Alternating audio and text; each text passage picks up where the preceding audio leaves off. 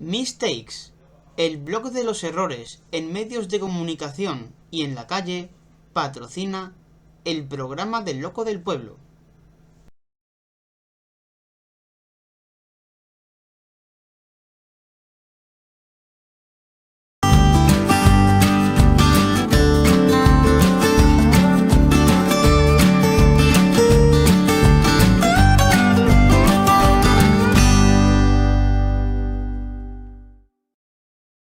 El pasado martes se jugó el partido entre España y Egipto en el Estadio del Español. Era un partido amistoso, pero la afición, más que como un amistoso, se lo tomó como una guerra, como algo personal.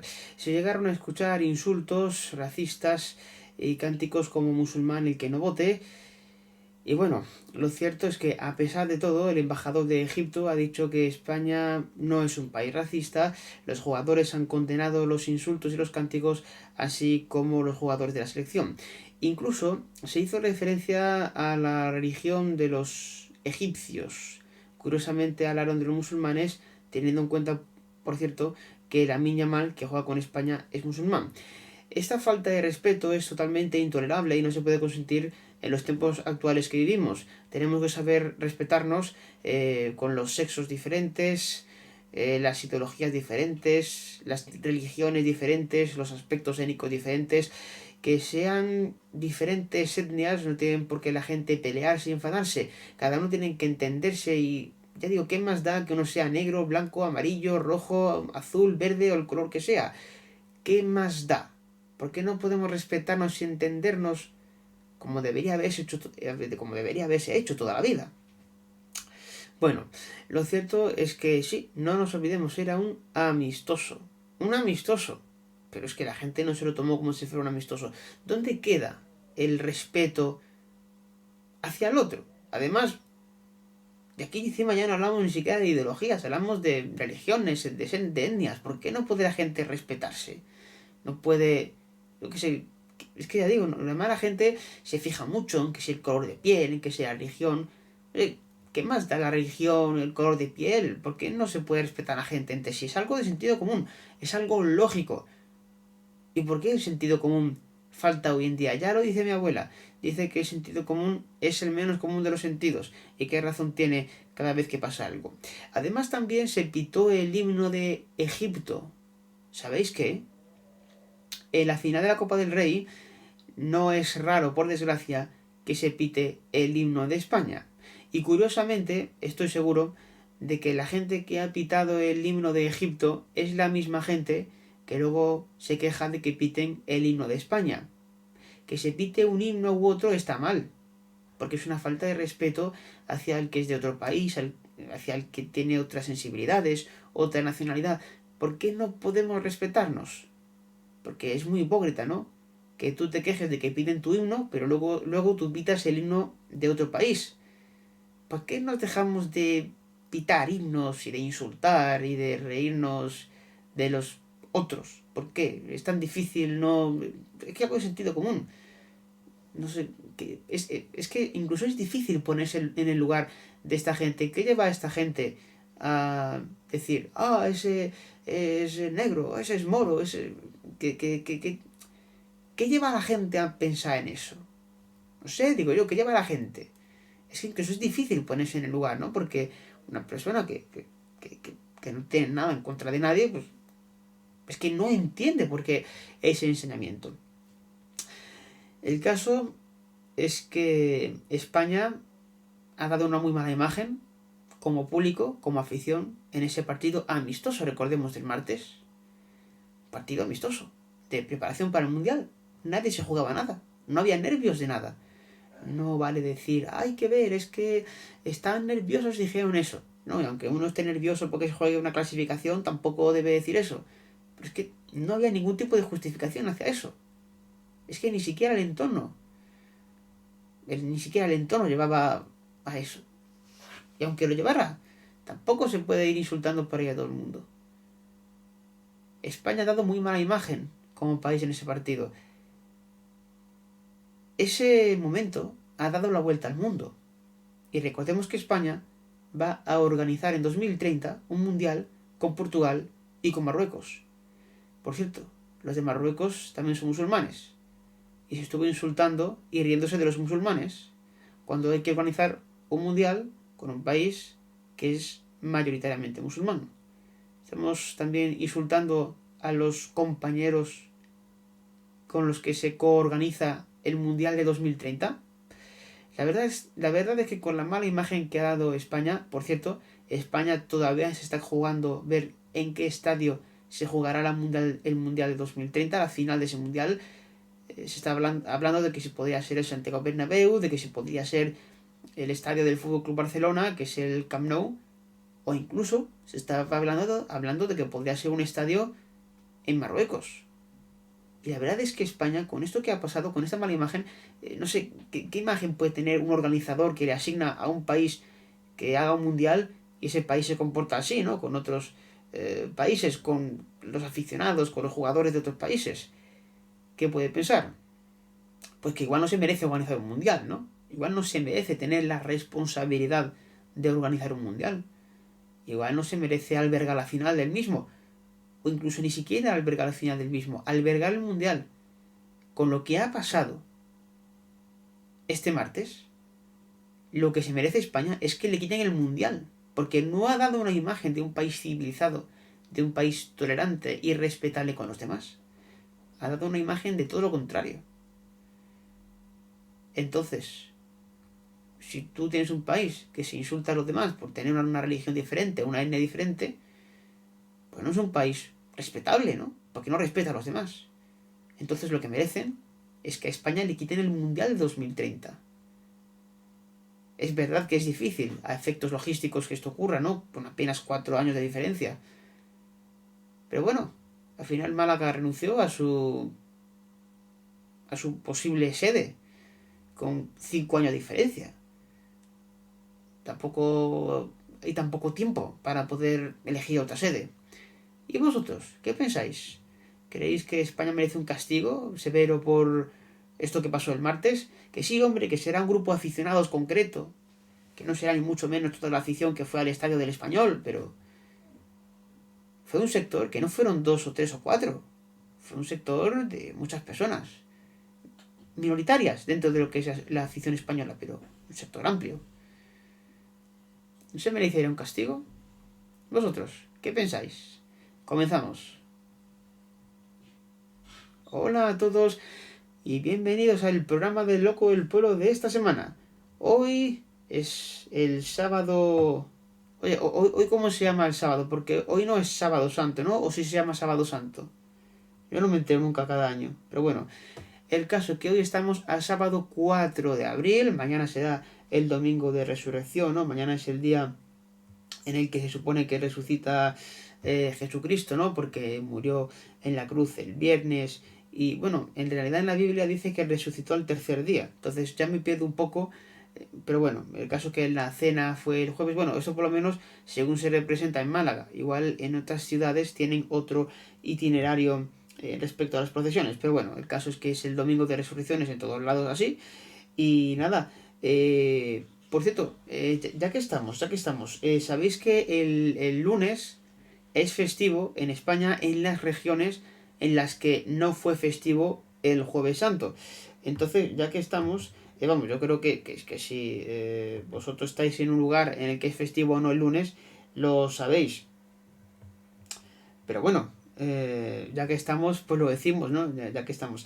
Según dice aquí, este lunes será festivo en Cataluña, la Comunidad Valenciana, Castilla-La Mancha, Vascongadas, Navarra y La Rioja. Así que si sois de estas 1, 2, 3, 4, 5, 6 regiones, que sepáis que mañana es festivo, mañana el lunes es festivo y no tenéis que ir a trabajar. Bueno, hay lugares en los que se trabaja aún siendo festivo, pero en la mayoría pues no se trabaja, ¿no?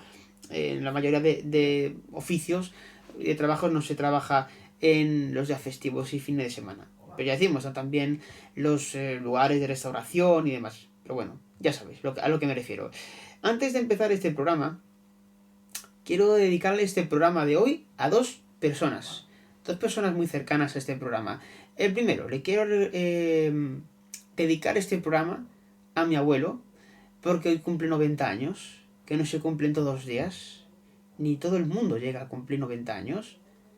Así que debido a eso, pues a mi abuelo le quiero dedicar este programa, a mi abuelo Félix, que por cierto, en este programa ya intentamos hablar con él en el primer programa que tuvimos, que me acuerdo que estaba aquí José María, llamando a gente que teníamos por Skype, y llamó a mi abuelo, no contestó, pero intentó.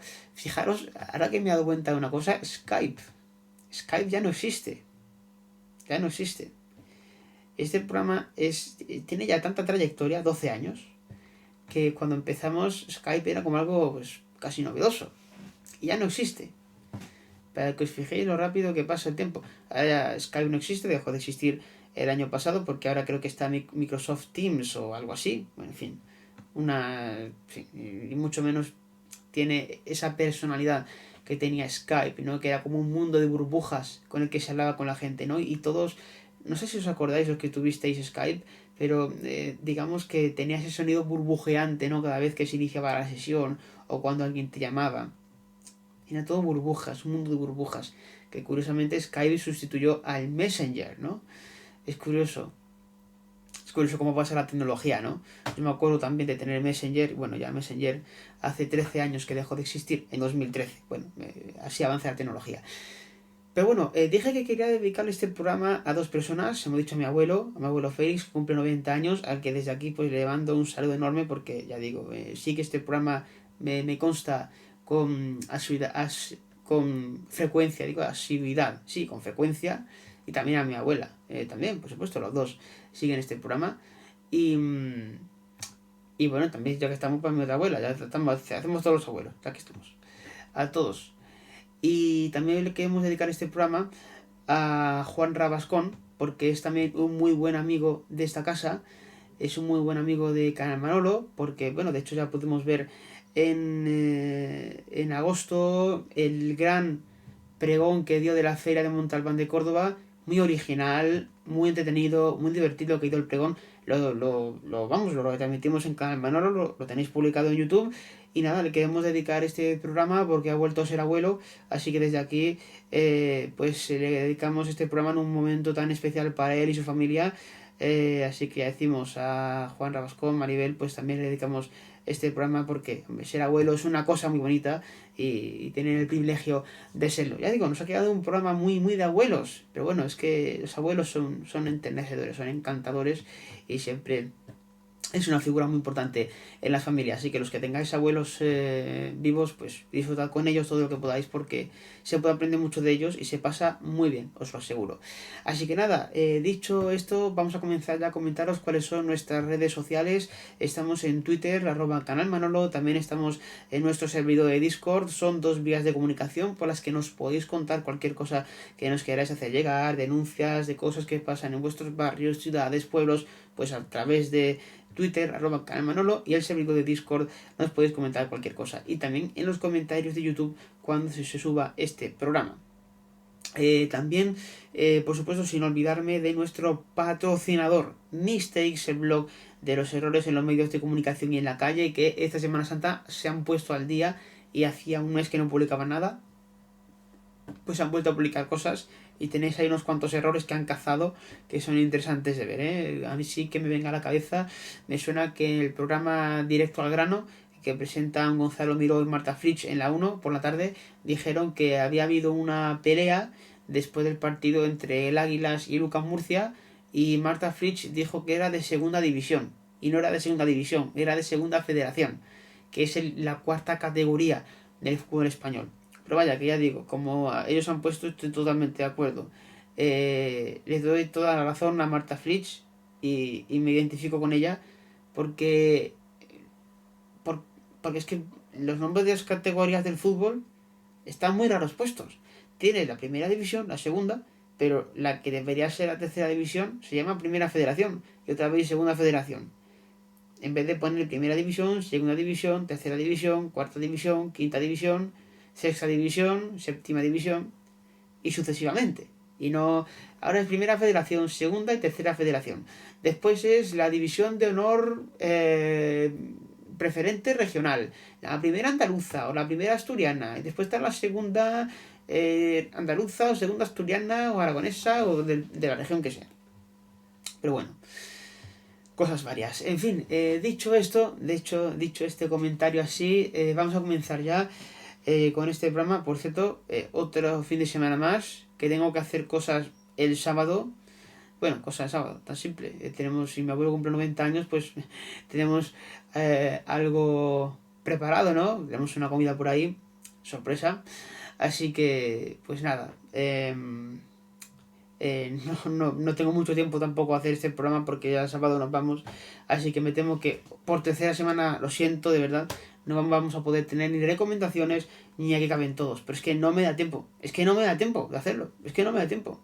Si tuviera toda la semana libre, pues podría hacer el programa más cosas, pero claro, también uno tiene sus estudios y tiene que hacerlos. Y por eso no puede hacer el programa todo lo que quisiera. Pero bueno, a ver si tenemos fines de semana más tranquilitos y podemos, digamos, hacerlo completo, ¿no? Con todo. Que ya van 3 semanas, pero bueno. Comenzamos con las noticias. Esta semana, por cierto, nos hemos enterado de un gran hallazgo que ha habido en Ceuta. Por lo visto, la Policía Nacional ha descubierto un túnel clandestino en Ceuta utilizado para introducir toneladas de hachís desde Marruecos hacia la península y Europa. El túnel oculto, bajo una nave industrial, tenía 3 niveles y estaba equipado con un sistema de raíles, vagones, poleas y grúas para mover palets de hachís con facilidad. Por lo visto, el túnel, fijaros lo sofisticado que era, tenía 3 niveles. Por lo visto tenían un pozo de descenso, una cámara intermedia para almacenar fardos y una línea final hacia Marruecos, que era un túnel que te llevaba desde Ceuta a Marruecos. Pasaba la frontera por abajo. Claro, pasando la frontera ilegalmente, claro. En vez de pasar los trámites legales, pues por abajo. Dice que tenía un sistema de raíles, vagones, poleas, grúas para mover, bueno, es lo que hemos dicho antes, palets de hachís. Pues lo tenían súper acondicionado. Tenían 2 potentes bombas de achique para mantener el túnel operativo y tenían también la insonorización para evitar la detección. No sé a qué se refiere con detección, pero bueno, la tenían. Por lo visto ha habido 27 detenciones, incluyendo el narcoarquitecto que dirigía la red desde Marruecos. Se han incautado 17 toneladas de hachís y 1,4 millones de euros en efectivo. Y ha habido un registro de 29 domicilios en Ceuta, Marbella, Huelva, Cádiz y Pontevedra. Y la intervención de 66 equipos de comunicación y 15 vehículos de lujo. La investigación, liderada por el juzgado de primera instancia e instrucción 3 y la Fiscalía de Ceuta, ha sido un golpe significativo al narcotráfico en la región. De hecho, fijaros cómo ha sido el tema, que incluso ha habido un detenido que es policía. Por lo visto, entre los 15 detenidos, ha habido 2 guardias civiles más que se suman a otros 2 agentes del mismo cuerpo detenidos y puestos en libertad anteriormente por presuntos vínculos con ese tipo de infraestructura. Hasta la policía ha colaborado, ¿eh? Ha habido policías que han colaborado en este narcotúnel. En fin, bueno, es que cosas veredes, ¿no? Como dicen en Galicia. Y luego, otra cosa ya que hemos hablado del sur de España. Heroico lo que ha hecho el portero de Algeciras al decir una cosa que también hemos dicho en este programa muchas veces y que poca gente se atreve a decir. Es que los que son independentistas, catalanes, vascos, navarros, de donde sean, morirán siendo españoles. Oye, les deseamos una larga vida, una larguísima vida, pero no van a lograr su objetivo de independencia. Morirán siendo españoles. Bueno, pues esto es lo que ha dicho el portero de las Algeciras, Iván Moreno, que se vio envuelto en un incidente con los aficionados del Europa durante un partido. Es un partido de primera federación. En Europa se está jugando el ascenso a segunda división. Y por lo visto, en este caso el portero de la Algeciras, Iván Moreno, fue valiente y le dijo a los aficionados del Europa: todos vosotros sois españoles, os vais a morir siendo españoles. El incidente ocurrió después de que los aficionados locales insultaran al portero, que al portero pues también evidentemente se defendió como debe ser y les dijo una verdad como un templo: por mucho que se pongan así, morirán siendo españoles. Por supuesto que les deseamos una muy larga vida, pero morirán siendo españoles. De hecho, fijaros, porque resulta que el Algeciras ganó 0-3 al de Europa, le metió, en fin, un resultado abultado. También lo digo, es decir, Que también lo digo, quiero decir que a pesar de que insultaron al portero y todo, oye, que se defendió y bueno, pues mirad el resultado que hubo. De hecho, esto va a contar los intereses del Europa, que por si alguien no lo sabe, el Europa es un equipo del barrio de Gracia, en Barcelona. El Europa, después de la derrota, pues se ha alejado más de la posición de ascenso directo en Primera Federación, en el grupo 2, que ahora mismo está el Sabadell en ascenso directo. Y bueno, está en el playoff el Atlético madrileño, el filial del Atlético de Madrid, el Dense, el Europa y el Villarreal B. Y Algeciras está a un punto de la promoción de ascenso. Así que por supuesto le deseamos mucha suerte al conjunto gaditano de que pueda jugarse el ascenso a segunda división. Y nada, pues dicho esto, pues nada, vamos a avanzar, ¿no? Que esto es otra cosa curiosa como decimos que ha pasado. Pero bueno, bueno, una cosa, yo tengo entendido que el partido, es que ahora pone aquí que era 0-3, pero que yo tenga entendido el partido, sí, no, se jugó en Barcelona, era 0-3, 0-3. Bueno, ya que estamos hablando de cosas también que han pasado esta semana, esto más bien lo que vamos a decir ahora pasó la semana pasada, pero también ha tenido su impacto ahora. Hablamos en este caso de un rodaje que se estaba haciendo en la isla de Gran Canaria que ha tenido que retrasarse debido a la borrasca Teres, que como decimos dejó muchos estragos y muchas inundaciones y destrozos en el archipiélago canario. En este caso se trata del rodaje de la cuarta temporada de La Casa del Dragón, que se ha tenido que retrasar debido a las intensas lluvias causadas por la borrasca Teres. Los sets construidos en la presa de las Niñas y el complejo arqueológico de la fortaleza resultaron dañados, lo que obligó a posponer la producción hasta comienzos de mayo.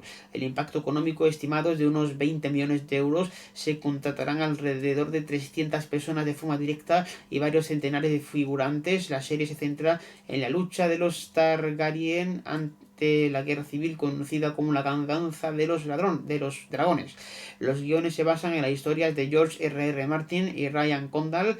Dicen que la preproducción se reanudará a comienzos de mayo para reconstruir los sets dañados.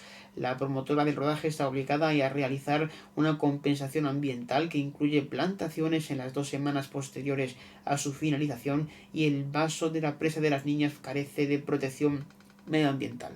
En fin, eh, bueno, esperemos que puedan reanudar el rodaje y que las Islas Canarias pues puedan volver a recuperar esa normalidad, ¿no? Después del el paso de esa borrasca que, como decimos, ha dejado bastantes estragos en las Islas Afortunadas que ni mucho menos se merecen tener que pasar por esto.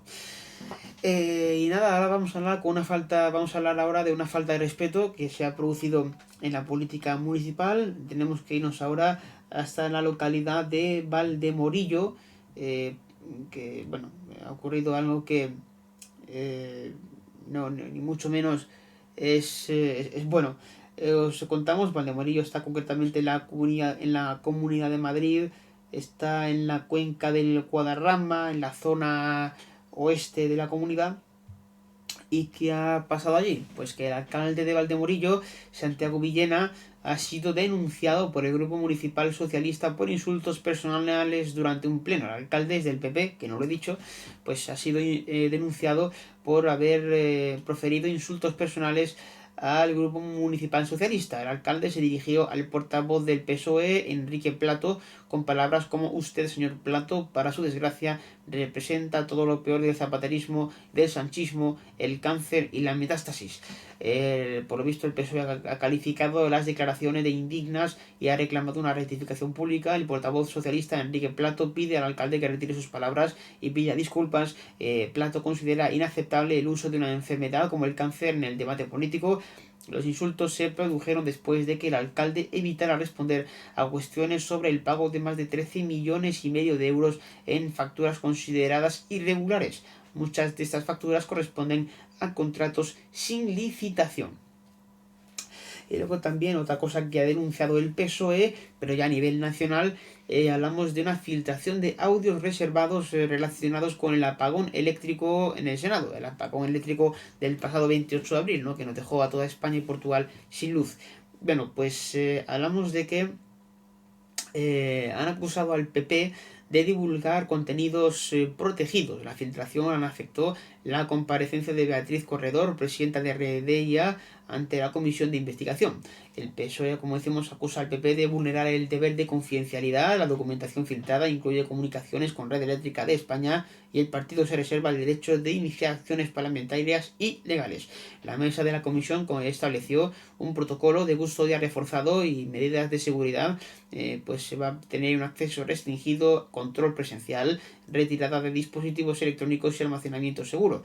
Dicen que podría haber responsabilidades políticas, disciplinarias y penales, una posible comisión de delitos relacionados con la revelación de secretos y acciones adicionales en el ámbito parlamentario y judicial. Y bueno, en política, pues como decimos, hablamos de que la semana pasada no se celebra nadie, y aquí pues hablamos en un principio bien del presidente de la Generalidad Valenciana, Juanfran Pérez Llorca, pues es un político que viene de la política municipal, de una política más de conexión con la gente, más de patearse la calle, menos de despachos, pero bueno, que decimos que Juanfran Pérez Llorca, pues tampoco se puede considerar un ejemplo porque, en fin, es mucha casualidad que su mujer o su pareja pues haya haya accedido a un puesto que se ofertaba en la Generalidad Valenciana o no, la Diputación de Valencia, ¿cierto? Era un puesto que se ofertaba en la Diputación de Valencia, al que ha tenido acceso la mujer del presidente valenciano. Y hombre, eso la verdad es que tiene tufo enchufe por todos lados, ¿sabes? Mucha casualidad, pensémoslo, es mucha casualidad que justamente la pareja del presidente regional sea la que gana un puesto en la Diputación de Valencia, desde luego.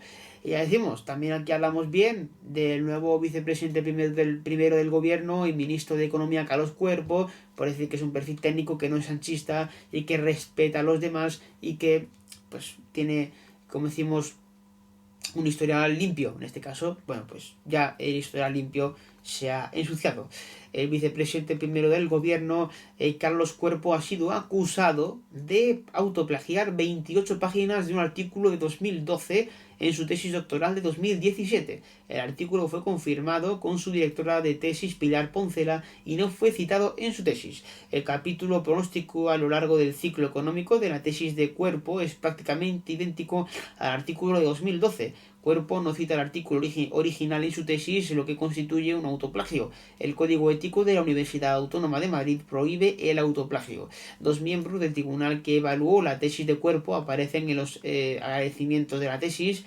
La presidenta del tribunal, Aránzazu de Juan, era la directora del departamento de Cuerpo en la Universidad Autónoma de Madrid, y el catedrático Juan Vega Cervera de la Universidad de Extremadura fue profesor de Cuerpo y aparece en los agradecimientos. El autoplagio, como decimos, es considerado una falta grave a la ética académica.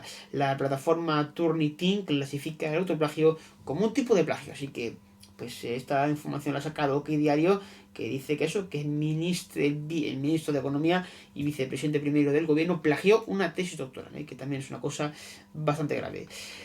Y bueno, ya que habíamos hablado antes de la Diputación de Valencia, hay que hablar de la Diputación de Almería, porque incluso han acusado a Juanma Moreno de haber adelantado un mes las elecciones andaluzas con tal de que no coincidan con el juicio a la Diputación de Almería por el caso Mascarillas. A ver, vamos a pensar una cosa, vamos a romper una lanza en favor del presidente andaluz. La convocatoria electoral ha sido antes de que se sepa la fecha de juicio por la Diputación de Almería. Yo tengo entendido eso, que la fecha de juicio al expresidente de la Diputación de Almería, que es del PP, ha salido después del adelanto electoral.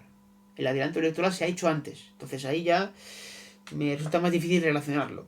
Hombre, si hubiera salido primero las fechas y luego el adelanto, sí podía entenderlo. Pero ha sido al revés. Entonces me resulta más difícil relacionarlo. Bueno, os contamos lo que ocurre. El caso Mascarillas de la Diputación de Almería ha entrado en una nueva fase con 43 investigados, incluyendo 33 empresarios y 10 cargos públicos o familiares que declararán ante el juez Manuel Rey Bellot desde el 28 de mayo hasta el 26 de junio. El 28 de mayo declarará Kilian López, presunto comisionista, y Óscar Liria, ex vicepresidente tercero de la Diputación. El 4 de junio, Fernando Jiménez, ex vicepresidente segundo. El 11 de junio, Rodrigo Sánchez Simón, exalcalde de Fines, y su hijo. Del 18 al 25 de junio van a declarar los administradores de constructoras implicadas, y el 26 de junio es el día importante porque va a declarar el expresidente de la Diputación de Almería, Javier Aureliano García, y líder o ex líder del PP en Almería, y sus hermanos. La investigación se centra en una presunta red de adjudicaciones irregulares y cobro de comisiones en la Diputación de Almería. Se han detectado ingresos de efectivo de origen opaco en cuentas compartidas y gastos protocolarios fraudulentos. El grupo de WhatsApp Naranjito es clave en la investigación, con mensajes en clave sobre el reparto de fondos ilícitos. Hombre, de Naranjito hablaremos en la sección de deportes porque ha sido noticia en las últimas semanas, porque por lo visto la FIFA se ha quedado con sus derechos de imagen, pero eso hablaremos más adelante. Y bueno, hablando de política orgánica, pues sigue los líos en Vox. 3 concejales de Vox en Torre Pacheco han abandonado el partido después de firmar un pacto de gobierno con el Partido Popular para darle estabilidad y sacar adelante los presupuestos estancados desde 2024. El acuerdo, alcanzado sin el conocimiento de la cúpula nacional de Vox ni la dirección regional, ha generado una crisis en el partido. José Alberto Garre, portavoz de Vox en el ayuntamiento, ha denunciado comportamientos cuasi mafiosos de la cúpula del partido. Ana Belén Martínez y Josefa Guillén también han abandonado el partido y ocuparán áreas de gobierno como concejalas no adscritas. Y Vox ha acusado a los concejales de traicionar a los votantes y ha pedido que entreguen sus actas. La dirección regional de Vox ha acusado a Garre de corrupto y traidor y ha cuestionado pagos realizados a su nombre. La crisis en Vox en la región de Murcia se suma a la dimisión en bloque de la dirección regional en febrero y la expulsión del presidente del partido en Murcia en marzo, José Ángel Antelo. En fin, está la cosa calentita en Vox y también en Vox en la región de Murcia, que por cierto ya contamos que incluso a Iván Espinosa de los Monteros le han dicho, le han expulsado de Vox también. Entonces vamos, esto de aquí ya no se libra a nadie. Ahí ha estado callado Iván Espinosa de los Monteros. He estado viendo un vídeo de la biblioteca de Buitre en el que Juan Francisco Lamata y Vicente Real analizaban la situación de Vox, y es muy interesante porque además estoy de acuerdo con lo que dice Vicente Real. Iván Espinosa de los Monteros se ve un tipo que es inteligente, un tipo que, en fin, que las cosas no las hace porque sí, las hace con previsión, y bueno, hasta ahora había estado callado porque se ve que no había visto el momento para entrar en el meollo, pero cuando ya han expulsado a Javier Ortega Smith, que es un peso pesado de Vox, fundador, pues ahí ya Iván Espinosa de los Monteros, pues ya en efecto ha dicho: esta la mía. Se ha producido un cese mediático, pues ahora que están hablando más de mí y me he dejado querer, después de tanto tiempo fuera, 3 años, pues vuelvo a escena y reclamo un Congreso Nacional. Por cierto, una cosa que han reclamado, que han dicho mucho los de Vox, es que los medios de comunicación están comprados por el Partido Popular, que la gente que se ha salido de Vox está comprada por el Partido Popular, porque curiosamente cuando Vox está más al alza en diputados es cuando están dando más entrevistas a medios afines al Partido Popular, y que al Mundo, a la ABC, a Espejo Público, al programa de Ana Rosa, a 13, y creen que, bueno, pues que están siendo utilizados por el Partido Popular para quitarle votos a Vox, porque creen que si los de Vox se pelean entre ellos beneficiará a Alberto Núñez Feijóo de alguna manera. Y dicen los de Vox que el PP está controlando los medios de comunicación porque se habla mucho de Vox y no se habla tanto de los líos del PP y el PSOE internos. Dicen eso, que el PP está comprando los medios para que se hable de Vox negativamente y no de los otros partidos.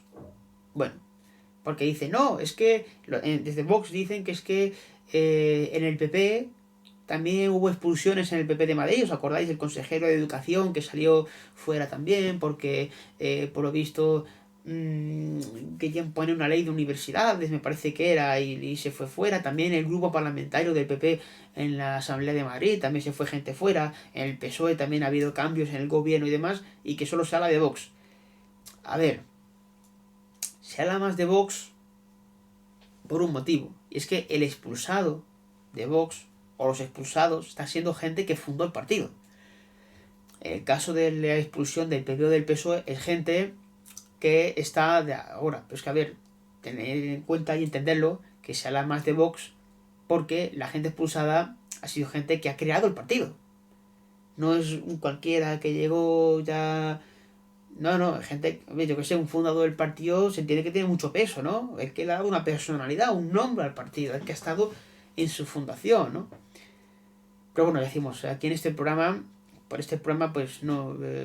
bueno, sí, nosotros, es verdad, últimamente hablamos más de Vox porque están saliendo más informaciones de Vox y hablamos de eso, pero aquí, vamos, que hablamos de todo el mundo siempre.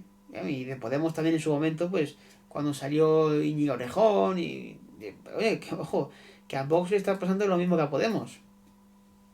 Solo queda el fundador cara visible principal, que es Santiago Abascal. En su momento Pablo Iglesias. Y en este caso, pues Santiago Abascal con Iván Espinosa de los Monteros, como Pablo Iglesias con Íñigo Orejón. Iban juntos hasta que ya se distanciaron, cada uno quería un proyecto, uno ganó, el otro perdió, y así es. Que por cierto, hicieron una tesis interesante en la biblioteca del Buitre. Estuvieron analizando una entrevista que concedió Macarena Olona al programa Más Vale Tarde de Iñaki López y Cristina Pardo en La Sexta. Y en este caso,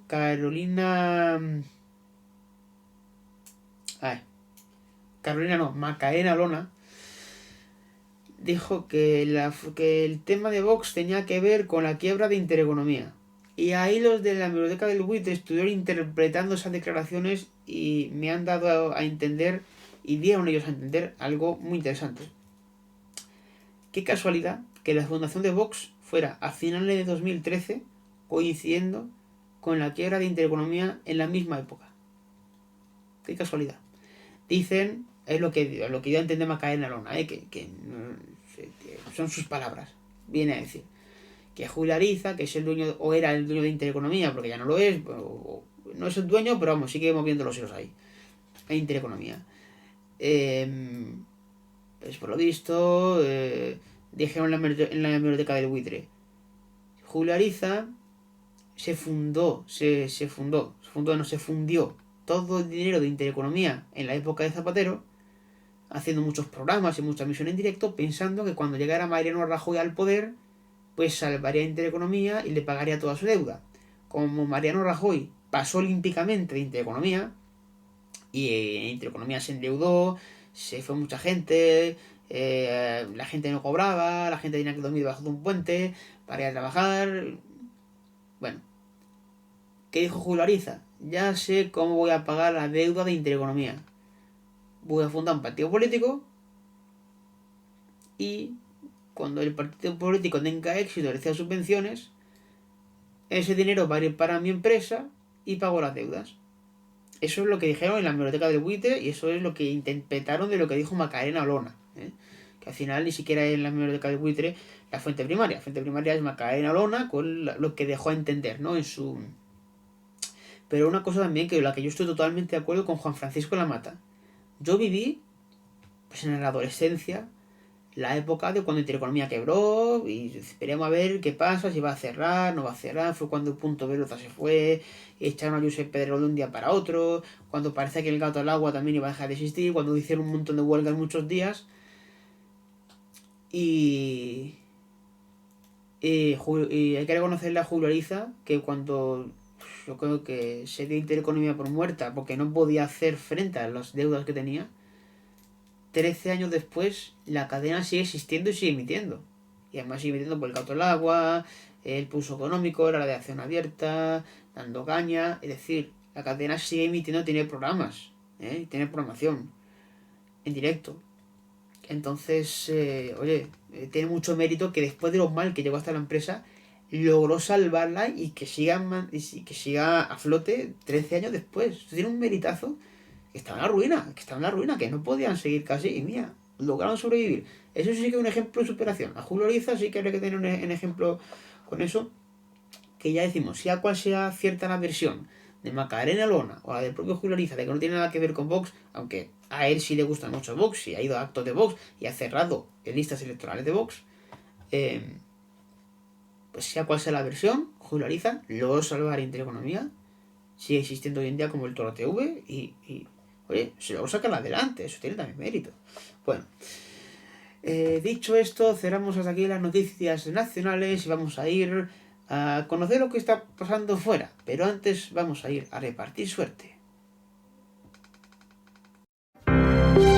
Buenos días. El número premiado en el sorteo del cuponazo celebrado ayer ha sido 49.745. 49745. serie 32032. Puedes consultar el resto de los números premiados en juegos11.es. Hoy tienes una nueva oportunidad con el sueldazo del fin de semana. Disfruta del día. Y ya sabes, a todos los que jugáis a la 11, bien jugado. Y os contamos qué está pasando fuera ahí en el mundo. Bueno, fuera en el mundo y también relacionado con lo que está pasando aquí en España. Porque resulta que España, tengo entendido que Austria también lo ha hecho, ha decidido cerrar su espacio aéreo a todos los aviones militares de Estados Unidos que participen en la guerra de Irán, ampliando así su decisión anterior de restringir las bases de Rota y Morón. El ministro de Exteriores, José Manuel Álvarez, ha confirmado que el objetivo es evitar escalar el conflicto y que la decisión se tomó considerando la guerra como unilateral y que viola el derecho internacional. La ministra de Defensa, Margarita Robles, ha declarado que la decisión se comunicó claramente a las Fuerzas Armadas estadounidenses y que no se autorizó el uso del espacio aéreo español para las acciones relacionadas con la guerra de Irán. La Casa Blanca ha restado importancia al veto español, afirmando que no necesitan la colaboración de España para continuar con la ofensiva. El presidente Pedro Sánchez ha sido uno de los críticos más firmes con la guerra en Irán, calificándola como profundamente ilegal e injusta. La decisión de España ha generado tensiones con Estados Unidos, que ha amenazado con represalias comerciales. Igualmente, pues dentro de la guerra de Irán, Donald Trump ha anunciado que Irán le ha solicitado un alto al fuego, pero Irán ha negado esta afirmación. Trump condiciona el alto al fuego a que Irán reabra el estrecho de Hormuz, clave para el comercio del crudo. El nuevo presidente del régimen iraní, mucho menos radicalizado y mucho menos inteligente que sus predecesores, acaba de pedir un alto al fuego a los Estados Unidos de América. Es lo que dice Donald Trump. Que ojo, dice que es menos radicalizado y mucho más inteligente. Pues decía lo contrario, que el hijo del Ayatollah Khomeini es más radical que su padre. Ahora aquí viene a decir lo contrario, pero bueno. También dice el presidente estadounidense: lo consideramos cuando el estrecho de Hormuz esté abierto, libre y despejado. Hasta entonces Estados Unidos sigue bombardeando a Irán hasta la aniquilación o, como dicen algunos, hasta que regrese a la edad de piedra. Y bueno, pues nada, Irán ha negado solicitar un alto al fuego y Trump ha instado a los países de la OTAN y las naciones asiáticas a actuar con coraje y tomar el estrecho de Hormuz. Así que uno dice una cosa y el otro se contradice. En fin, que no tenemos tampoco información clara. Lo cierto es que el primer ministro británico Keir Starmer ha anunciado que el Gobierno Unido, bueno, ya esto es algo futuro, pero ya ha pasado en realidad. Esto ya pues se organizó una reunión con líderes internacionales para evaluar medidas diplomáticas y políticas para restablecer la libertad de navegación en el estrecho de Hormuz, bloqueado por la guerra de Irán. La reunión pues estuvo presidida por la ministra de Exteriores Yvette Cooper a finales de esta semana. Participaron 35 países, pero no fueron ni Francia ni Alemania, que sí fueron Francia y Alemania, pero España no fue. El objetivo es garantizar la seguridad de los buques y reanudar el transporte de productos básicos. Keir Starmer ha reiterado que el Reino Unido no se involucrará en el conflicto bélico en Irán y que la forma más eficaz de apoyar el alza del coste de la vida en el Reino Unido es con una desescalada de la crisis en Oriente Próximo y la reapertura de Hormuz. La libertad de navegación en Oriente Próximo es de interés nacional británico. La presidenta de la Comisión Europea, Ursula von der Leyen, ha expresado su apoyo a la iniciativa de Keir Starmer y el presidente de Estados Unidos, Donald Trump, ha criticado la falta de implicación del Reino Unido en la ofensiva liderada por Estados Unidos. A tanto ha llegado el tema que incluso Donald Trump ha amenazado de nuevo con irse de la OTAN. y dejar a Europa sola. Y luego, evidentemente, la guerra está teniendo impacto también en las empresas que son de transporte y que van, evidentemente, con petróleo, con gasolina. En este caso, tenemos que hablar de Ryanair, porque el consejero delegado de esta empresa, Michael O'Leary, ha anunciado que podría haber una interrupción del suministro de combustible a principios de mayo y que esto podría encarecer el precio de los billetes en los meses siguientes. Ryanair tiene alrededor del 80% de su combustible comprado por adelantado hasta marzo de 2027 a un precio de $67 el barril. La compañía Volotea ha cancelado también algunos vuelos debido al aumento de los precios del combustible, y otras aerolíneas de bajo coste como Wizz y EasyJet también han cancelado vuelos y también prevén reducir su capacidad en un 5% durante mayo y junio. Si el conflicto concluye y se reabre el estrecho de Hormuz a principios de abril, el riesgo para el suministro de combustible sería mínimo. Sin embargo, si la guerra continúa, se estima que entre el 10 y el 25% de los suministros de combustible podrían verse afectados durante mayo y junio. En fin, mientras tanto, a pesar de que esto esté ocurriendo, Donald Trump pues anda con otros planes. En este caso, bueno, Donald Trump, ¿qué tiene en mente? Bueno, pues quería construir un salón de baile en el ala este de la Casa Blanca, pero un juez federal ha bloqueado el proyecto. Por lo visto, el magistrado Richard Leon ha dictaminado que Trump no tiene autoridad para financiar las obras estimadas en $400 millones mediante donaciones y donaciones privadas en este caso. El salón de baile tendría más de 8.000 metros cuadrados y capacidad para 900 personas. La demolición del ala este comenzó en octubre de 2025 a pesar de no tener aprobación de la Comisión Nacional de Planificación de la Capital. Es decir, que Donald Trump pues hace lo que le da la gana, saltándose a la torera lo que le dedican, ¿no? El proyecto ha generado críticas por su tamaño y financiación, ya que considera que sobrepasa la propia Casa Blanca.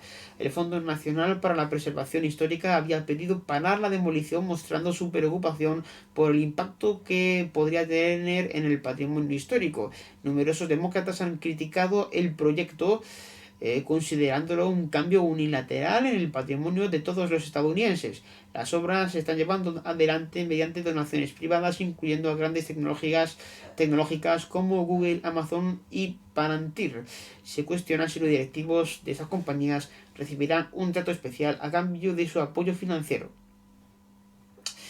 Y bueno, otra cosa en la que había pensado Donald Trump, pero un poco más seria, que lo hemos dicho antes, es que, en fin, está pensando, pues como decimos, irse prácticamente fuera de la OTAN, pero bueno, esto lo hemos dicho ya antes. Tenemos ahora mismo que irnos hasta Turquía, porque la policía de este país ha lanzado un operativo contra el ayuntamiento metropolitano de Mersin, gobernado por el partido de la oposición CHP, por presuntas irregularidades en licitaciones y sobornos. Varios empleados municipales han sido detenidos, incluyendo el jefe de la oficina de alcalde Doğukan Uyan. El operativo se produce en un momento crítico, ya que está a punto de comenzar la tercera audiencia del juicio por supuesta corrupción en el ayuntamiento de Estambul, en el que se solicitan hasta 2.352 años de prisión para el destituido alcalde y candidato presidencial de CHP, Ekrem İmamoğlu. El CHP sostiene que estas operaciones tienen motivaciones políticas y buscan impedir su victoria en las próximas elecciones presidenciales y parlamentarias. Varios empleados municipales han sido detenidos en Mersin y Dosemalti, en la provincia de Antalya. No hay una orden de detención contra el propio alcalde de Mersin, Vahap Şeker, quien es presidente en funciones de la Unión de Municipios de Turquía. El CHP ganó las elecciones locales en 2024 con un 37,8% y obtuvo alcaldías en 14 ciudades metropolitanas y 21 provincias. Una clara alternativa al gobierno, en este caso de Recep Tayyip Erdogan. Y bueno, un suceso que sí que evidentemente ha sido pues de miedo, Es lo que ha ocurrido en Sao Paulo, en español San Pablo, en Brasil. Un avión de Delta Airlines tuvo que aterrizar de emergencia en el aeropuerto de esta ciudad brasileña después de que uno de sus motores explotara al poco de despegar. El Airbus 330, con 272 pasajeros y 14 miembros de la tripulación, se dirigía a Atlanta, en Estados Unidos. El motor izquierdo del avión presentó un problema mecánico segundos después del despegue. La tripulación declaró emergencia y regresó al aeropuerto de origen. El avión aterrizó de manera segura y fue recibido por un equipo antiincendios. Los pasajeros fueron evacuados y llevados en autobús a la terminal. La aerolínea afirmó que la seguridad de los clientes era su prioridad y se disculpó por el retraso. Las autoridades aeronáuticas brasileñas iniciaron una investigación para determinar las causas del incidente. El aeropuerto de Sao Paulo suspendió temporalmente sus operaciones debido al incidente. En fin, menos mal que no ha habido víctimas ni que ha habido que lamentar heridos, pero hombre, que tú estés en un avión y te pase eso, pues da miedo, porque es que los aviones sabemos que cuando hay un accidente, pues se mueve gran parte del pasaje, si no todo. Y luego, pues también lo que ha ocurrido en Toronto, en Canadá, un incendio en la azotea de un edificio comercial provocó múltiples explosiones y una densa columna de humo. El incidente ocurrió en un edificio de 6 pisos en construcción cerca de Richmond Street West y John Street. Por lo visto, las causas de las explosiones podían ser 3 tanques de propano en el techo del edificio estallaron debido al calor intenso del fuego. Los bomberos de Toronto llegaron rápidamente y controlaron el fuego, impidiendo que se extendiera a estructuras cercanas. Las víctimas dicen que no se reportaron ninguna, ni lesionados. Nada, sí se cerraron calles aledañas y se generó una alarma entre residentes y trabajadores de la zona. Las autoridades locales iniciaron una investigación para determinar la causa exacta del incendio. En fin, lo importante es que en ninguno de los sucesos ha habido víctimas ni ha habido, en este caso, que lamentar muertes. Eso es lo importante. Así que nada, dicho esto, vamos a hablar ahora de estos sucesos que han ocurrido a nivel nacional. En este caso, en Sevilla, ahora que ha sido allí o está siendo allí la Semana Santa, bueno, pues hubo un giro inesperado de los acontecimientos, por lo visto en la calle Pajaritos, donde se incendió la azotea de un edificio y justo por allí va a pasar una procesión. A pesar de que el fuego fue controlado rápidamente por los bomberos y no hubo heridos, el incidente provocó retrasos y cambios en los recorridos de las cofradías. Claro, no podían pasar por allí viendo que había un incendio o que se había producido un incendio. Las hermandades del polígono San Pablo y la Redención modificaron sus itinerarios para evitar la zona afectada. El nuevo recorrido incluyó las calles Alemanes, Hernando Colón, Plaza de San Francisco, Entre Cárceles y Cuesta del Rosario. A pesar de los cambios, las cofradías pudieron completar su estación de penitencia sin mayores incidentes. Más de 60 agentes de policía y bomberos participaron en la respuesta al incendio. Los servicios de emergencias trabajaron para controlar el fuego y garantizar la seguridad de los asistentes. No se reportaron heridos, pero el incidente generó confusión y retrasos en la jornada. Evidentemente, una cosa como estas es lógico que altera el desarrollo normal de una procesión o de cualquier evento. Y no solo ha habido incidentes en Sevilla, también en Valladolid. Una cristalera se ha desprendido de un edificio en obras en la calle Rivas de Valladolid durante la procesión de Las Palmas, causando un susto a los asistentes. Afortunadamente no hubo heridos. La cristalera se cayó debido a la antigüedad del edificio y la influencia del aire. La zona se fue acordonada y se modificó el recorrido de la procesión. De hecho, la procesión continuó por la calle Catedral en lugar de acceder a la catedral como estaba previsto. La policía acordonó la zona para garantizar la seguridad de los asistentes y se está investigando la causa exacta de este incidente, por supuesto. Y luego también, pues si no teníamos suficiente, otra cosa que ha ocurrido en plena Semana Santa, claro, al final la Semana Santa reúne a mucha gente y, en fin, pero curiosamente ninguno de esos dos sucesos han estado relacionados con el paso de un trono o de aglomeraciones. Lo de ahora sí, lo que vamos a contar ahora sí. Una pelea entre varias personas ha estallado en la Plaza Plateros de Jerez durante la procesión de la Hermandad de Candelaria, causando momentos de tensión. El altercado se originó en las inmediaciones de la catedral y se trasladó a la Plaza Plateros. La pelea involucró a varias personas y se disipó con el paso de los minutos. Agentes de la policía local intervinieron rápidamente para controlar la situación. y no se reportaron heridos graves. El incidente generó críticas en redes sociales sobre la inseguridad en el centro histórico de Jerez durante las procesiones. El plan integrado de Semana Santa contempla mayor presencia de agentes de la policía local y el uso de drones y cámaras de seguridad para garantizar la seguridad, evidentemente. Es reiterado, pero bueno, se entiende. Y la Hermandad de la Candelaria continuó su procesión después del incidente, que es lo importante también, que al final pudo continuar. Y no hubo, en fin, heridos ni víctimas. Y también esto ha ocurrido en un hotel de Almuñécar, en la provincia de Granada, y es que un trabajador ha resultado herido tras una explosión en la última planta de un hotel de Almuñécar, el Hotel Olas.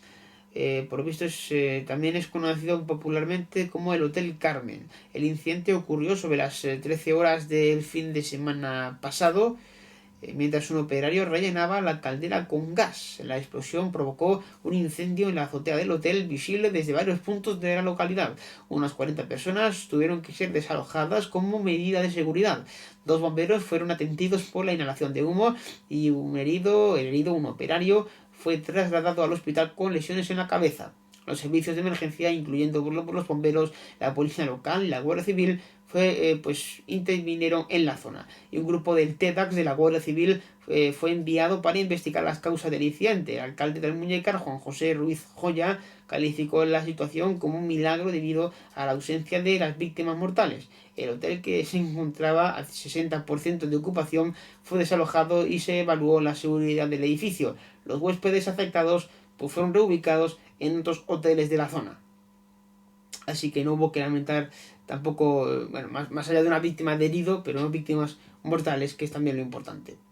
Y bueno, ya que estamos hablando aquí vamos a hablar de otro tema diferente, en este caso cultura, astronomía, porque evidentemente es indudable que el ser humano, ¿no? Para que sean hombres y mujeres, el ser humano ha vuelto a poner rumbo a Marte. Pues bueno, ¿cuántos años después? 54 años después, desde el año 72, que fue el Apolo 17. En este caso hablamos del Artemis 2, que ha puesto rumbo a la Luna, eso sí, con algún que otro incidente. Por lo visto, la tripulación del Artemis 2 ha experimentado un problema con el inodoro de la nave Orión, pero no haya sido resuelto. El inconveniente se debió a un problema con el controlador del urinario, según Amit Kshatriya, administrador asociado de la NASA. La tripulación identificó una luz intermitente que indicaba el problema. El inodoro es parte del Sistema Universal de Gestión de Residuos diseñado para ofrecer una experiencia más cómoda y práctica. La reparación tomó varias horas y se realizó en colaboración con el Centro de Control de la Misión en Houston. La nave Orión se separó con éxito de la etapa central y sus paneles solares se han desplegado. La cápsula orbitará cerca de 24 horas alrededor de la Tierra para probar los sistemas y decidir si continúan el camino hacia la Luna, que ya de hecho sí están en camino hacia la Luna. La misión tiene previsto que dure 10 días y marcaría el regreso de la humanidad a la órbita lunar después de más de medio siglo. Pero ojo, van a ir a la Luna, pero no van a amenizar en ella, no van a alunizar, alunizar en ella. Así que, por cierto, lo cierto de todo es que no hemos dicho quiénes son los tripulantes del Artemis 2, que es lo importante saber quiénes son. Bueno, pues en este caso tenemos a Reid Wiseman, que es quien comandó la misión NEEMO-21 en el Aquarius Reef Habitat de Isla Morada en Florida y fue seleccionado en 2009 por la NASA para convertirse en astronauta. De hecho, tenemos más miembros, por ejemplo, Victor Glover. Se trata del primer negro que va a ir a la Luna. Formó parte de la misión SpaceX Crew-1 de la NASA en la Estación Espacial Internacional como parte de la tripulación 64. Christina Koch va a ser la primera mujer que vaya a la Luna. Por su parte estableció un récord por ser la mujer que más tiempo estuvo en un vuelo espacial individual, en concreto 328 días, casi un año. Y luego Jeremy Hansen es el primer no estadounidense que va a la Luna y por lo tanto el primer canadiense. se ha sido el primer canadiense, como decimos, al que se le confía liderar una clase de astronautas en la NASA, quedando al cargo del entrenamiento de candidatos astronautas de Estados Unidos y de Canadá. De hecho, bueno, pues también le hemos puesto ya nombres, ¿no? Porque al final decimos del Artemis 2, pero evidentemente tienen que tener nombres también los que van, ¿no? Tienen también que tener su reconocimiento. Y bueno, pues nada, sabemos que el Artemis 2 está ya camino a la Luna, es lo que sabemos. Y bueno, pues deseamos por supuesto todos los éxitos. También tenemos que decir que tenemos a un español, concretamente un malagueño, eh, que está metido en el tema del Artemis 2. Hablamos de un ingeniero español, Carlos... Ay, ¿cómo se llama? Carlos García Galán es en este caso el ingeniero español que va a dirigir la base de la NASA en la Luna. El proyecto también tendrá un impacto positivo en la Tierra, así que, como decimos, en este caso es Carlos García Galán, es el español, es concretamente Vélez Málaga, el que va a estar también metido en este proyecto de la Luna, así que también, pues es bueno también tener a un español, ¿verdad?, por ahí metido. Bueno, dicho esto, tenemos que hablar ahora de cultura porque, bueno, ha fallecido la actriz estadounidense Mary Beth Hart, ha fallecido a los 79 años tras una década de lucha contra el Alzheimer. Su marido, el guionista y director Paul Schrader, y su hija Molly Schrader han compartido emotivos mensajes en redes sociales. Mary Beth Hart nació en Marshalltown, en Iowa, en 1946 y se formó en teatro en la Universidad de Iowa y la Universidad de Nueva York. Comenzó su carrera en el teatro en 1974 y se convirtió en una de las actrices más respetadas de Broadway, con nominaciones a los premios Tony por sus interpretaciones en Trelawney of the Wells, Crímenes del Corazón y Benefactors. Bueno, pues Mary Beth Hart fue conocida por su versatilidad y su capacidad para trabajar con los directores más influyentes de su generación. Su hija Molly Schrader le recuerda como una actriz, esposa, hermana, madre, tía y amiga que asumió todos esos papeles con gracia y bondad. Sin duda que es importante. Y luego también, pues hablando de cultura, tenemos por aquí que parece que Eurovisión Asia va a ser una realidad que va a ver a luz el próximo 14 de noviembre. Es un nuevo concurso musical que se celebrará en Bangkok y va a tener la participación de al menos 10 países asiáticos. Este proyecto, que lleva casi 2 décadas de desarrollo, busca expandir la marca Eurovisión en Asia y promover la diversidad cultural y musical de la región. Aunque yo creo que Eurovisión Asia, que es un nombre muy artificial, le podrían poner Asiavisión, porque Eurovisión Asia de euro no tiene nada, sería Asiavisión, pero bueno, dicen que los países participantes en principio serían Tailandia como anfitrión, Corea del Sur, Filipinas, Malasia, Camboya, Laos, Vietnam, Bangladesh, Nepal y Bután. Vamos, que no ninguno de los países principales, yo que sé, como India, China, Japón o Corea del Sur. Bueno, dice que los objetivos es promover la diversidad cultural y musical de Asia, unir a la región a través de la música y crear un nuevo escenario para la creatividad y el talento asiático. El formato va a ser similar al de Eurovisión, cada país representará una canción original, la votación será similar al sistema del Festival de Eurovisión y el ganador tendrá una plaza en la gran final del Festival de Eurovisión. No me digas, entonces el ganador del Eurovisión Asia va a tener una plaza en el Eurovisión normal. Pues ya esto casi va a ser Mundovisión, ¿no? Que estando Australia, si también va a haber un asiático, pues esto ya es Mundovisión más que Eurovisión. Y bueno, tenemos que hablar también del gran éxito de Torrente Presidente, la sexta película de la saga Torrente, que sin duda es un éxito rotundo en taquilla, ha superado ya los 20 millones de euros en recaudación, convirtiéndose en la primera producción nacional en lograrlo desde la pandemia. Dirigida y protagonizada por Santiago Segura, la película ha alcanzado los 20 millones y medio de euros en apenas 2 semanas, superando Campeones y convirtiéndose en la película española más taquillera desde 2018.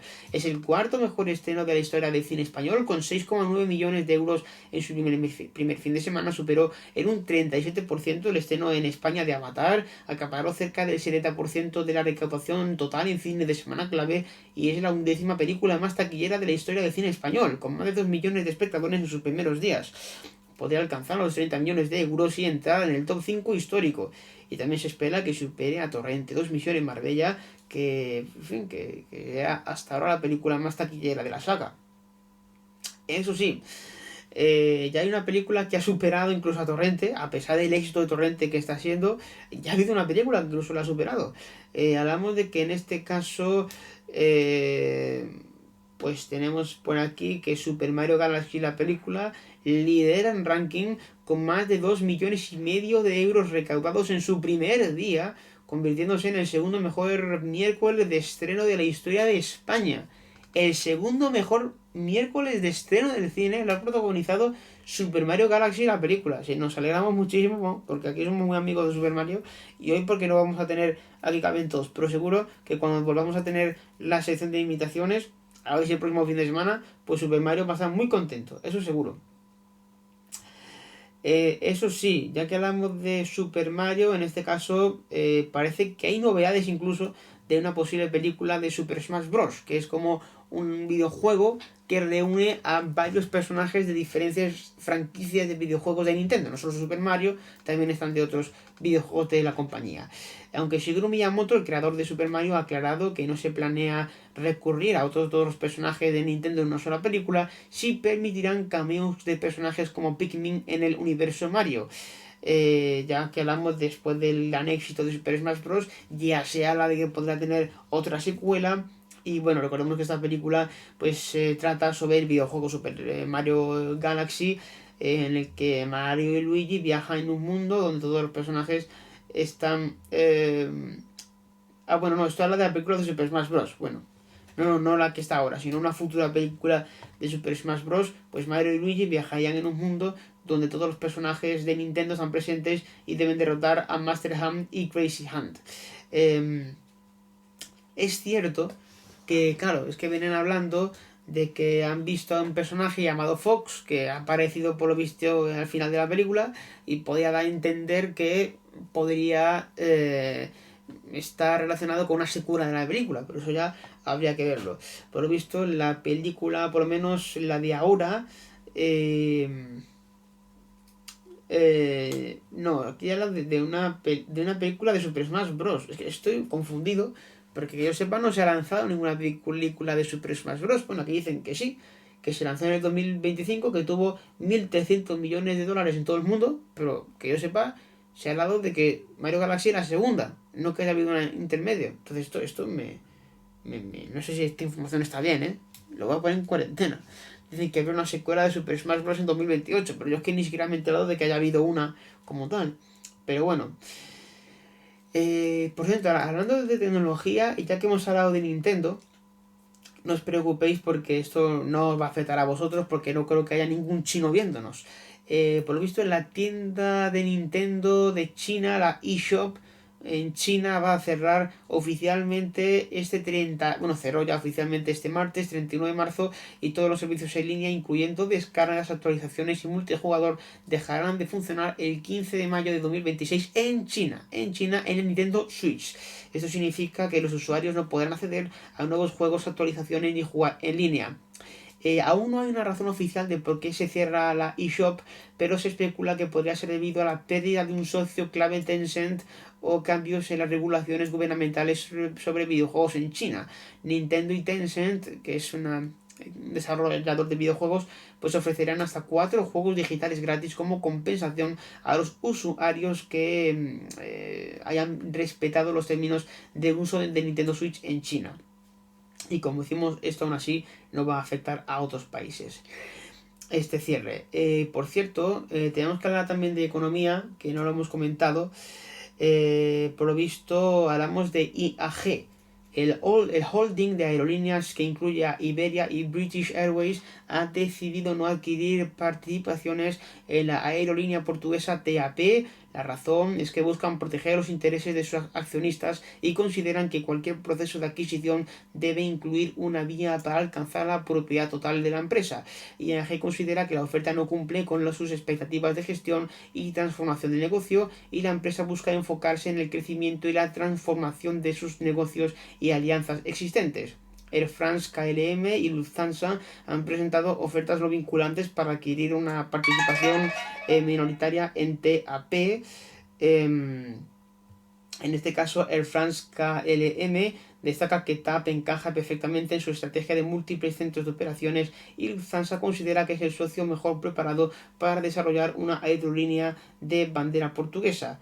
Así que, bueno, pues ya veremos esto en qué acaba, pero en fin, negocios por adquirir esta aerolínea portuguesa, como decimos. Por cierto, ya que tenemos que hablar también de medios de comunicación, tenemos que comentaros que ha dejado de emitir un canal, en este caso un canal de pago. El Garaje TV ha dejado de emitir definitivamente en España este 1 de abril, después de años formando parte de la oferta televisiva de pago de todo el país. La señal ha desaparecido de los últimos operadores en los que emitía, como Digi, Euskaltel, R y Telecable. Hasta Movistar estuvo emitiendo la mañana del 31 de marzo, en el que el canal desapareció, pero todavía seguía en las otras plataformas. Pero parecía que esto no era una caída puntual, sino que era el cese definitivo del canal, como así han sido. El canal estaba especializado en el mundo del motor, con programación centrada en automóviles, motociclismo y mecánica. Su trayectoria se remonta a 2005 en Latinoamérica, llegando a España en 2007. El Garaje TV deja de estar accesible en cualquier operador de televisión de pago en España y cierra una etapa para un canal que había logrado mantenerse durante años en diferentes ofertas comerciales. Las plataformas de televisión de pago continúan ajustando sus contenidos y apostando por nuevas propuestas, pero bueno, en fin, eso habrá que verlo. Lo cierto es que, bueno, deja de emitir un canal de televisión y bueno, pues ya... Pues nada, agradecer al Garaje TV sus años de servicio, que aunque ya no estaba en Vodafone TV, ya no puedo verlo, pero los años que estuvo, pues algún que otro programa de coche sí que he visto ahí. En fin, una pena su marcha. Y sobre medios de comunicación tenemos que hablar también del fichaje que ha hecho Radio Televisión Española, que le han quitado a Canal Sur a Manu Sánchez. Y es que el comunicador, presentador y productor andaluz le han fichado para liderar nuevos proyectos en la radio televisión pública. Con más de 2 décadas de trayectoria, Manu Sánchez es conocido por su versatilidad y capacidad para conectar con el público a través del entretenimiento, el humor y la divulgación cultural. Ha trabajado en Canal Sur, haciendo programas como De la mano de Manu, La semana más larga, Tierra de Talento, y ha participado en programas nacionales como El último mono, Zapeando y Tu cara me suena. Ha sido colaborador en Mejor Contigo, el programa que hacía Ion Aramendi en la 1 entre 2021 y 2022, y presentador de Juegas o qué en la 1. Y también ha desarrollado una destacada carrera en radio y teatro. Y ha publicado varios libros. Por lo visto, Manu Sánchez creará y construirá nuevos espacios en Radio Televisión Española con una mirada clara desde Andalucía al mundo. Y es que lo nuevo que vaya a hacer Manu Sánchez en Radio Televisión Española va a estar hecho desde Andalucía para el resto de España. Así que probablemente se trate de la primera producción nacional de Radio Televisión Española hecha desde Andalucía. Seguramente dentro de la noticia que salió hace unos meses de que Radio Televisión Española iba a convertir el centro territorial de Andalucía y el de la Comunidad Valenciana en centros de producción. Es decir, que más allá de hacer un informativo regional para Andalucía o la Comunidad Valenciana, iban a partir de ahora a hacer respectivamente programas incluso nacionales desde Sevilla o desde Valencia.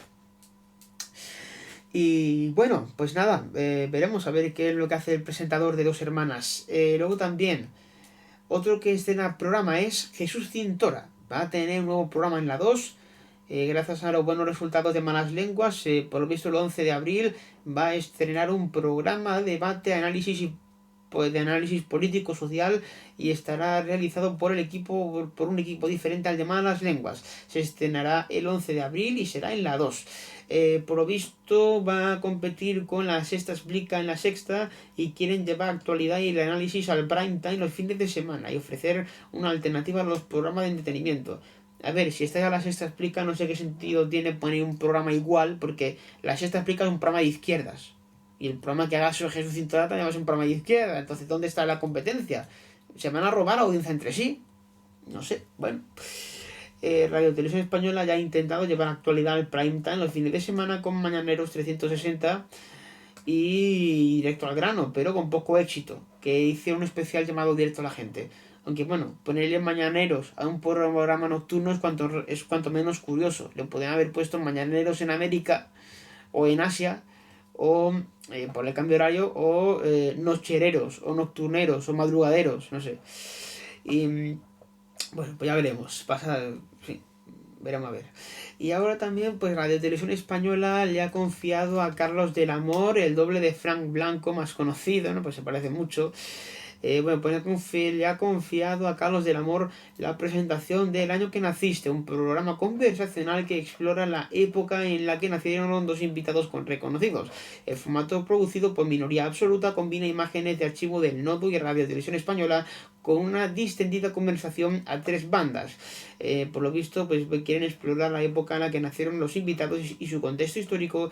Y bueno, personajes reconocidos que han nacido en el mismo año. Se van a utilizar imágenes de archivo, anécdotas, datos curiosos, momentos emotivos, y va a haber análisis de acontecimientos sociales, culturales, históricos de la época. El programa ya se emitió en la 2 en Cataluña con Xavier Bundó como presentador, y ahora se emitirá a nivel estatal con Carlos del Amor como presentador. Así que, pues nada, veremos a ver cómo es el programa que haga el presentador murciano. Y dicho esto, vamos a irnos ahora a la sección de deportes, pero como siempre, vamos a ir antes a hacer una parada para ir a repartir suerte. Buenos días. En el sorteo del Eurojackpot de ayer, la combinación ganadora ha sido 9, 10, 18, 22 y 37. Soles 1 y 11.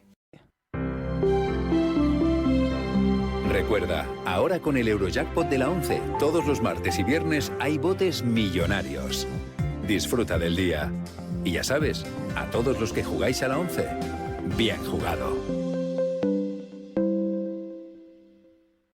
Y dicho esto, pues tenemos que hablar de una noticia pues importante relacionada con Tiger Woods. Por desgracia, ha vuelto a caer en problemas. Tiger Woods se retira temporalmente del golf tras enfocarse en su salud después de un accidente de tráfico en Florida. El golfista de 50 años, ganador de 15 grandes, anunció en sus redes sociales que necesita tiempo para recibir tratamiento y priorizar su bienestar. Tiger Woods conducía su Range Rover cuando chocó con una furgoneta con remolque en Jupiter Island, en Florida.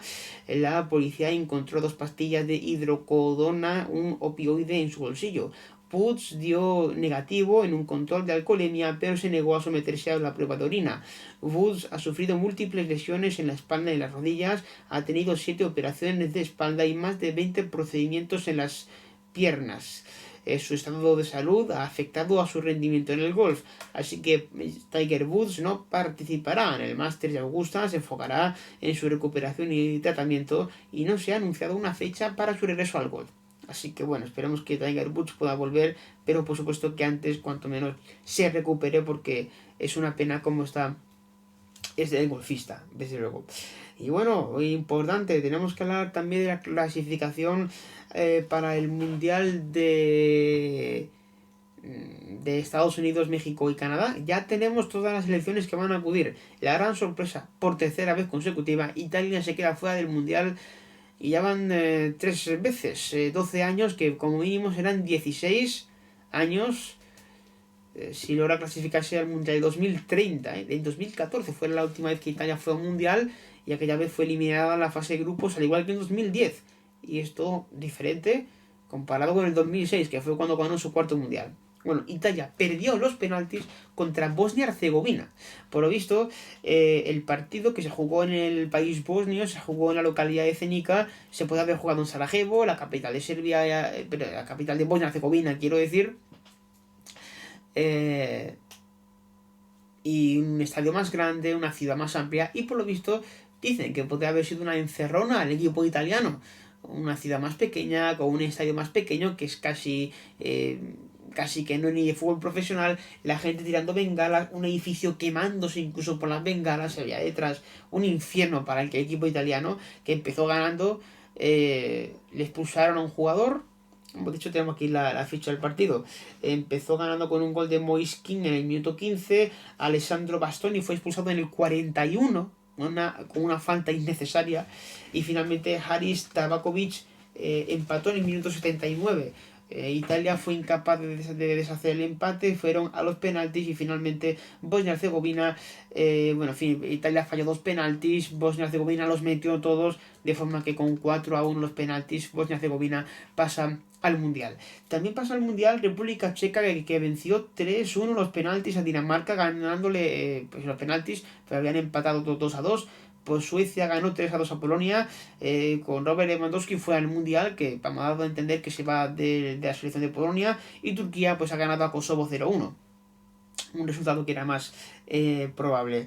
Y luego también en las repescas intercontinentales, en este caso la República Democrática del Congo ganó a Jamaica con un gol de Alex Tuanzebe en el minuto 100 en la prórroga. Así que la República Democrática del Congo va por primera vez al Mundial con ese nombre. Ya fue anteriormente como Zaire, pues su primera, digamos, representación con este nombre.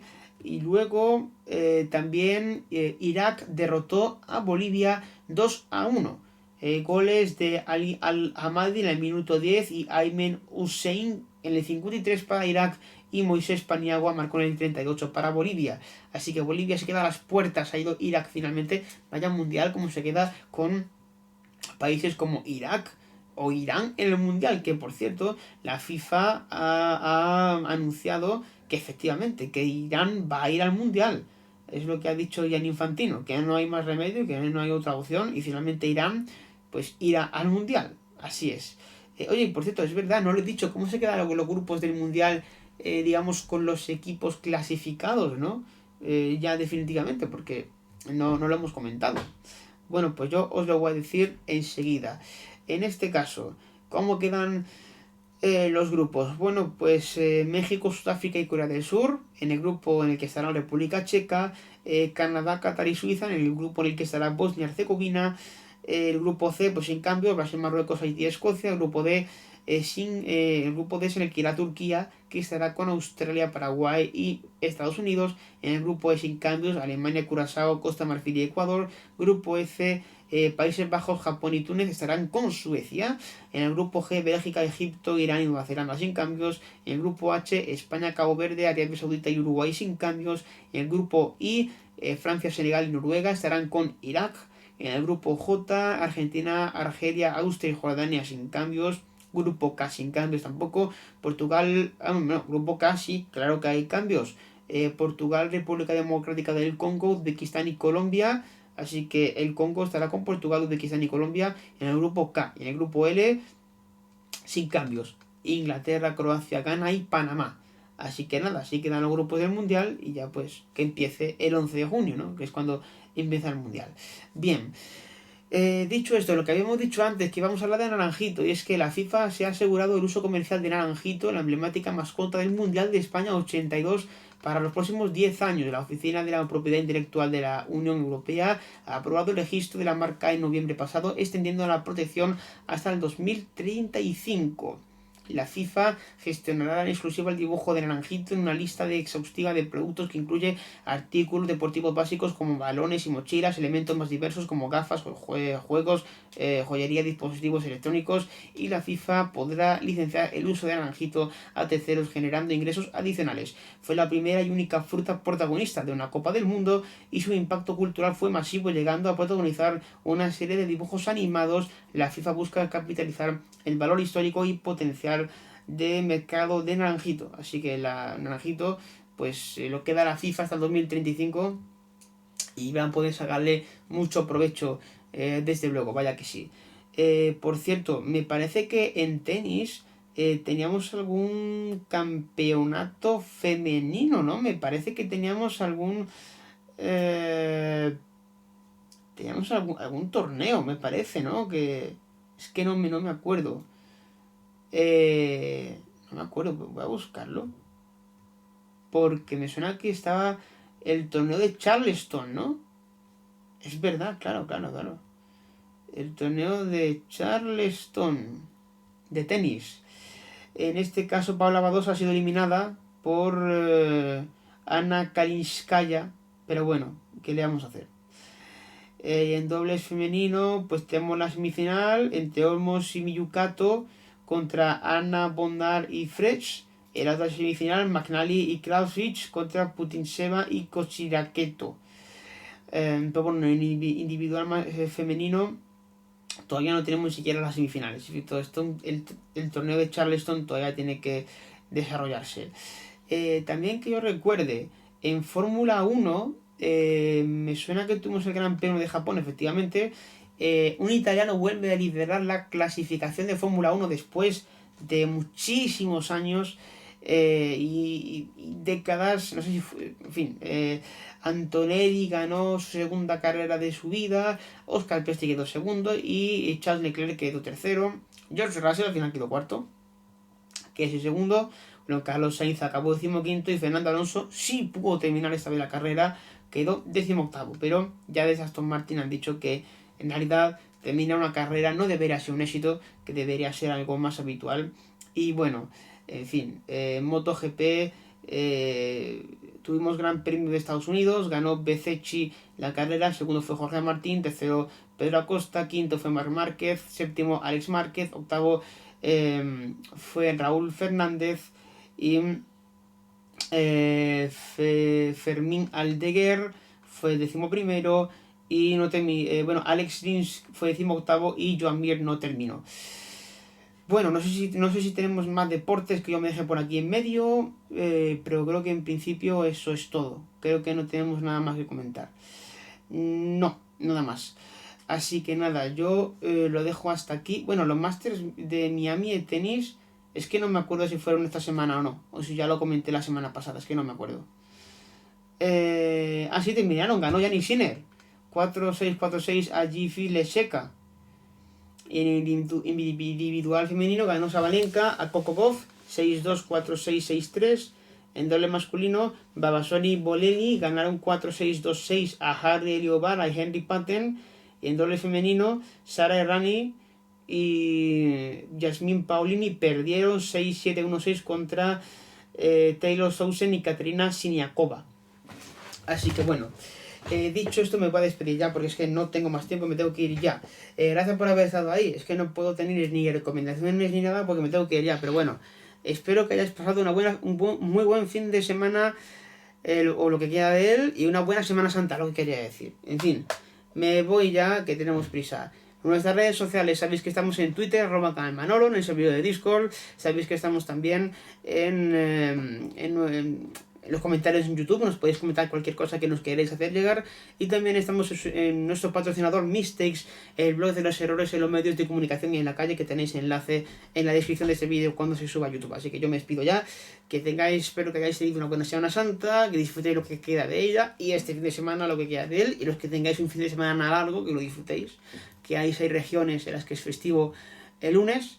Y nada más, me despido ya. Gracias por haber estado ahí, volveremos la semana que viene, espero que con recomendaciones y con lo que caben todos y todo. Y nada más, que gracias por haber estado ahí, que salud y suerte y que seáis muy felices, cuanto más mejor.